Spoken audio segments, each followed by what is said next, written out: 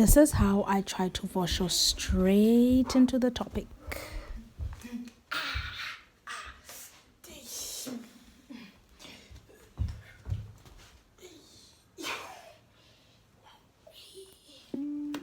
Hello everybody, welcome back. Hello to those who love me, those who hate me, those who rate me, and those who want to debate me. Okay, so let's get right into today's soul searching session, guys. I don't want to waste your time, I don't want to be long. So the deepest root of toxicity is dishonesty. But in this episode, I'll be focusing on a particular kind of dishonesty, the choice and habit of covering up. Yes, covering up. That's what I'll be focusing on today. Turning the other cheek, the ancestor of the concept ungenapi, which is, in direct translation, it's where do you enter? But the conceptual translation of it is, how is that any of your business?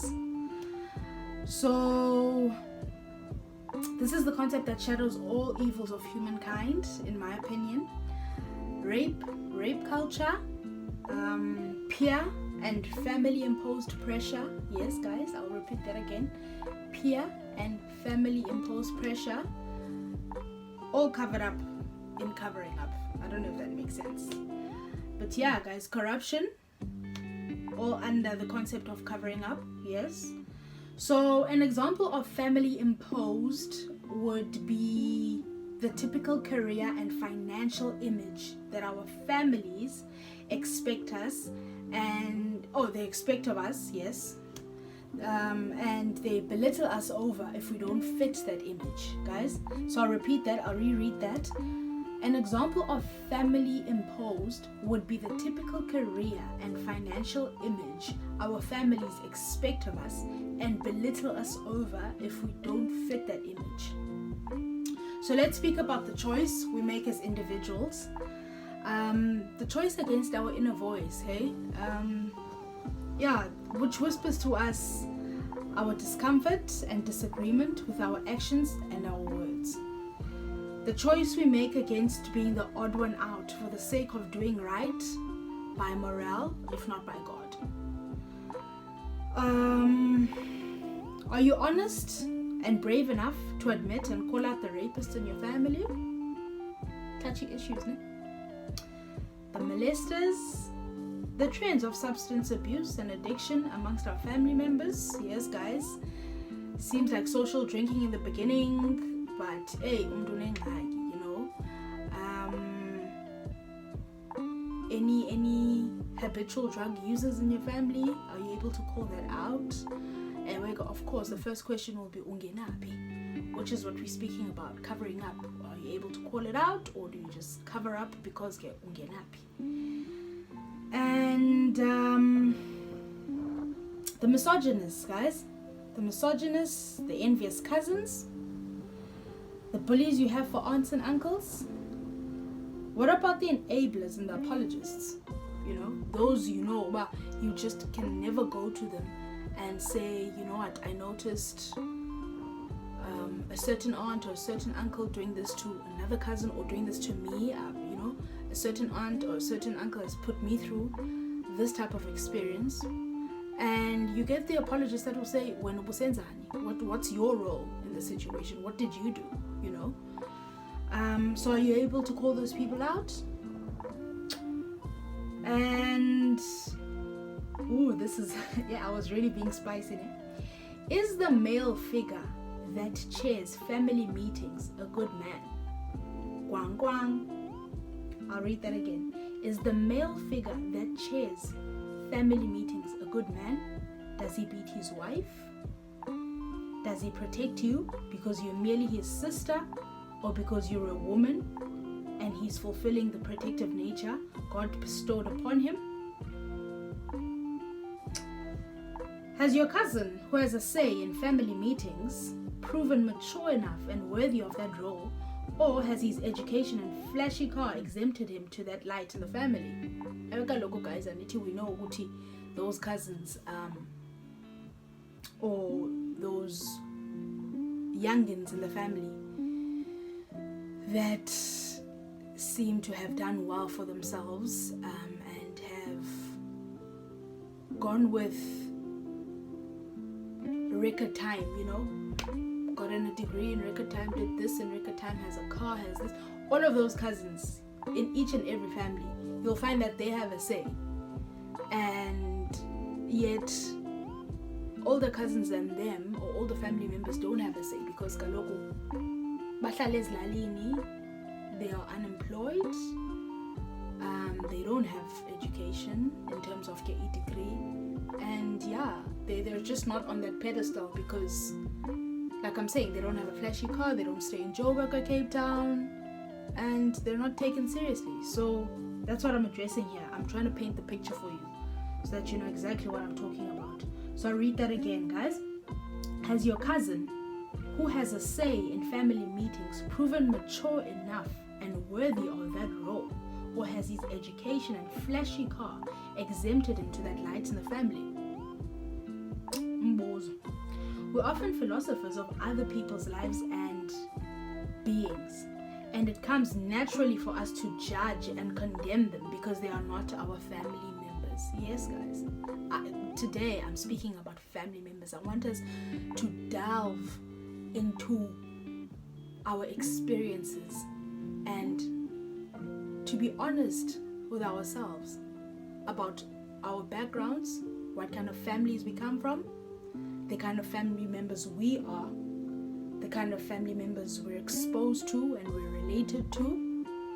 That's what I'm speaking about today.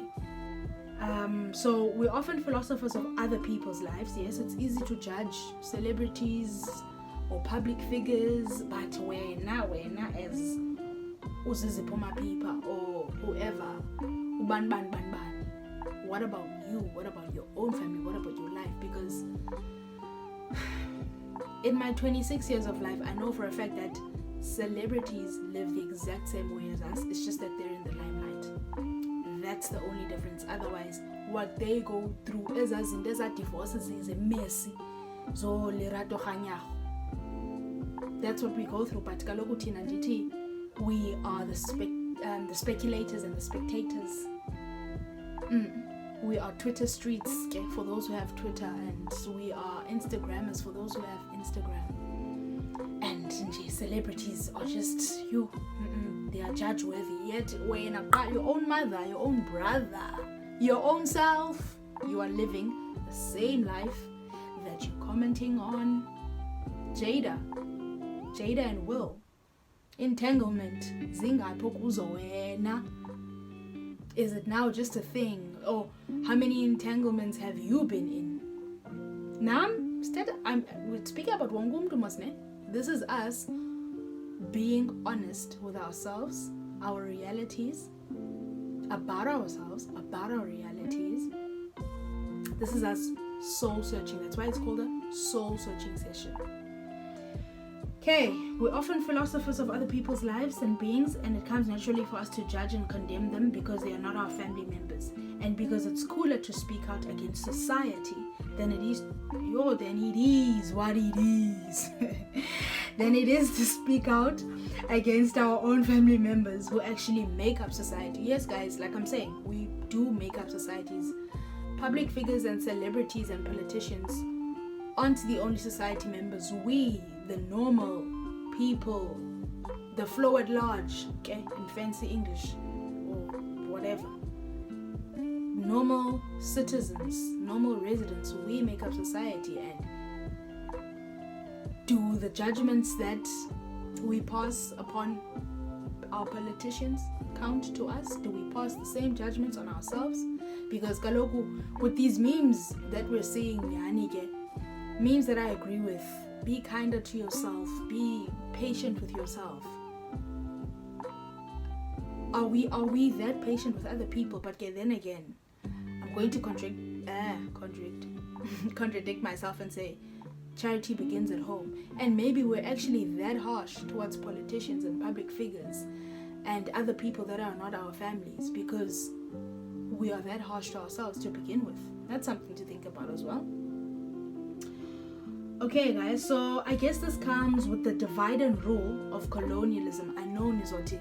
Wow, my people I turn colonialism. But guys, we need to look at the root. Yes, colonialism is not the only root, but it's the most obvious one. And maybe if we address what's obvious first, that can get out of the way and we can actually address what's not so obvious, eh? Or vice versa. But we need to address everything that needs to be addressed. So allow me to dwell on this.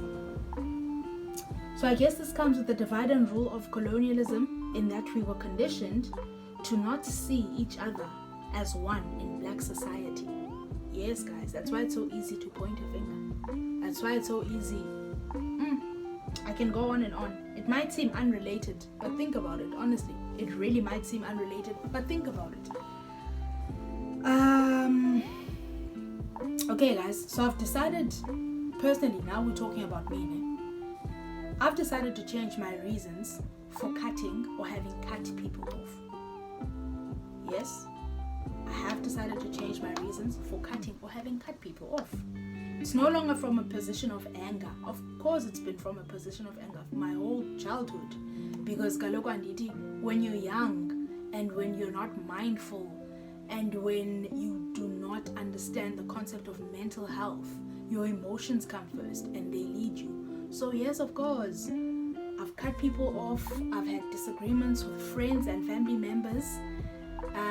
Irretrievably broken down relationships and friendships and cousinships, whatevers, because kaloku I was led by anger and I let that be the barrier, to any sort of problem solving, and now that ndim dala and obviously in Xhosa we say imbiza yochuka ivuthwa, which is true. I've noticed, I've seen. And obviously now that I'm 26 years old, and you'll find that some of the agreements that I'm thinking about as I'm speaking now, that I'm referring to, some of the disagreements and irretrievably broken down relationships happened in my early 20s, some even in my teenage years. But now I can't go back and be like, hey, in fact, no, it's not that I can't go back, because as people, we can do whatever we want, as long as it's within the bounds of respecting each other. So I can go back, but I don't want to go back. Those people are not worth reconciliation in my eyes. And it's not even for bad reasons only. Yes, some reasons are bad, but as in they're not bad because, first of all, we're not the same people anymore. We've grown apart. I've grown, they've probably grown. I don't have space in their lives for sure. They don't have space in mine, definitely not. And it's okay. It's okay. So there's no need to repair anything. But one thing that I feel has been a need for me for my whole life is to learn forgiveness. Not selective forgiveness. I'll forgive this person because we were close or because they're easier to forgive. No. Like, even those family members that may come across this, that know for a fact, hey guys, I wish I could say more, but I don't want to put my life on the tube. Forgiveness, guys, that's my reiteration. And for me, one thing I've learned, because obviously forgiveness is a process, it's a lifetime process. There's some days where you've gone back to being angry, and obviously some days when you think about the people that have made you angry or the situations that have made you angry. I'd assume you don't think about them every day. I don't. But there are definitely some days where I do think about the situations and the people, and I replay all of that in my mind. And in some instances, you've forgiven more than others, well, at least according to your thought process. So what I'm saying is that I seem to be deviating a bit, but I'm gonna come back to what I've written. But what I'm saying in terms of this forgiveness thing, guys, you can't forgive anyone if you haven't forgiven yourself. And that's one thing that I noticed. I know it's probably written in books somewhere, someone else on YouTube has probably spoken about it, but I'm speaking about my personal experience. You can't forgive someone unless you've forgiven yourself. Like I'm saying, forgiveness is a lifetime process. There are people I'm still learning to forgive. I'll be open about this. My parents even, for the people that they've been, the people that they are currently, that we are currently not seeing eye to eye for reasons that they are a certain type of person and they're a certain type of adult. And don't forget, guys, that as we grow up, we no longer see our parents as parents. I no longer see my parents as parents.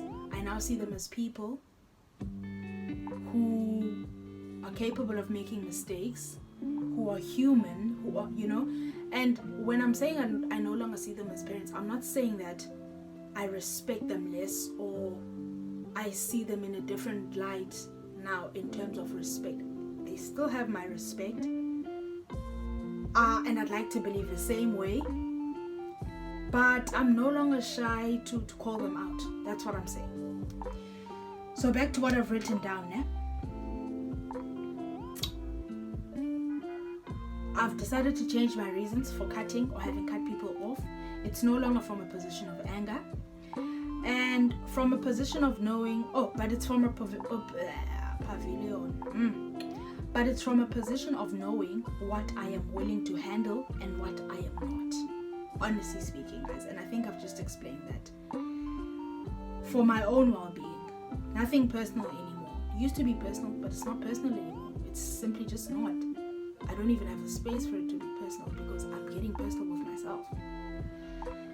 So it's okay to cut people off, but it's more viable when in the process you change your decision from that of anger to that of peace. Most of the time, that anger comes with personalization. But after you grow old enough to realize that humans are a product of their upbringing and their experiences, you anger way far less because you're a product of upbringing and experience as well. And just because those who have hurt you are the villains in your story, it doesn't exempt them from being grass like you are, growing from soil, even if it's different from yours. It comes almost naturally to anger significantly less when you perceive people that way. So all I'm saying, guys, it sounds weird when I've written something a few days back and now I'm reading it on camera. It sounds weird. But all I'm saying, guys, is that when you realize that even those that have hurt you, they are who they are, or they were who they were at the time when they hurt you, because they are a product of upbringing and experience. And now, as the person that was hurt, that has also hurt other people before, you are a product of experience. As soon as you give people the same sort of leeway you give yourself when you're reasoning and when you are trying to state your case, that sounds too formal, but basically when you trading along the way of self-forgiveness and self-discovery and all of those mental health journeys, if you don't put people on the same pedestal as you when it comes to forgiveness, you'll never forgive anyone. If you don't realize that you're as flawed as the next person, and guys, I promise you, I'm surprised with myself for making these realizations, because I've never been one. Because I didn't have always believed I'm this good person, I don't deserve this, I don't deserve that. Of which, on a general note, I'll say, yeah, sure, I still believe that. But I needed to be more honest with myself. Am I as good as I think I am? Or do other people experience me as the good person that I think I am? I think that's a better way of putting it. Because I might sit here and think, yo, but I'm a good person, I don't deserve this, I don't deserve that. All I've been is loyal to Ubani. Was that projection received as it was from me? You know, was it received the way that I was projecting it? I was projecting loyalty, but they received loyalty. And obviously, guys, we need to give people that chance because it's their right. No, not their right, but it's their psychological makeup. It's our psychological makeup to not be the same. In Xhosa we say, so you might give this out, but I might receive it in another way. Same goes with taking offense, making and taking jokes. Yeah, I don't know if I'm making sense. I hope I am. So, yeah, guys, big ups if you don't cut people off from a place of anger to begin with. Big ups if you've never had to go through a mental illness journey or mental well-being journey in order to find the forgiveness for yourself and for other people. And for me, like, I can unashamedly admit that from 2017, I'd say, I've been going through a tough and a rough mental health journey. I'm talking about going to psychologists, in and out of psychologists, going to psychiatry, staying in a psychiatric hospital, you know. So those are things I'm not ashamed about, and to be honest, I've never been ashamed about them. But the one thing about me is that I'm not quick to share, because I'm well aware of the fact that when you share, you are vulnerable to all sorts of opinion, to all sorts of comments, you know. And as much as I'm not ashamed, there are those comments and those opinions that do hurt, whether I like it or not, whether I want them to hurt or not, but to human nature they hurt. So now I'm ready for that. Whatever you say, it's all right. And you know, before, I'd say maybe a good 6 months, no, a good 8 months before I got to the point whereby I needed to go into psychiatry, my neighbor, Mtata, I love him to bits. I grew up in front of him, so he's like a big brother to me. He told me, and he said, well, my nickname is Nini. So he's like, Nini. He had been staying at a psychiatric hospital. I don't like hospital because it makes me think of blood. Psychiatric center, whatever. Okay, yeah. But he had been in psychiatry at that time, but he had just come out to bury his father for that time being when I saw him and when we had this conversation. So he says to me, Nini, go Mdasekaya when you need to go. Now I used to judge myself and I used to think all those terms and all those stigmas are true and they apply. Looney house, this, that, emahlanyeni. But all I can tell you is that the people that have not gone for psychiatric evaluation and that have not experienced at least a day in a psychiatric center, they need it the most. Everyone that judges it needs it the most because it is life. Can't guarantee you immediate healing, but the lessons that come from it are life. And after we had that conversation, nobody, you know, it stuck to me because obviously at the time I knew, the road I'm on now might lead me straight to psychiatry. I can see, when you're not doing fine. So eventually when I went, and now having been, how many months?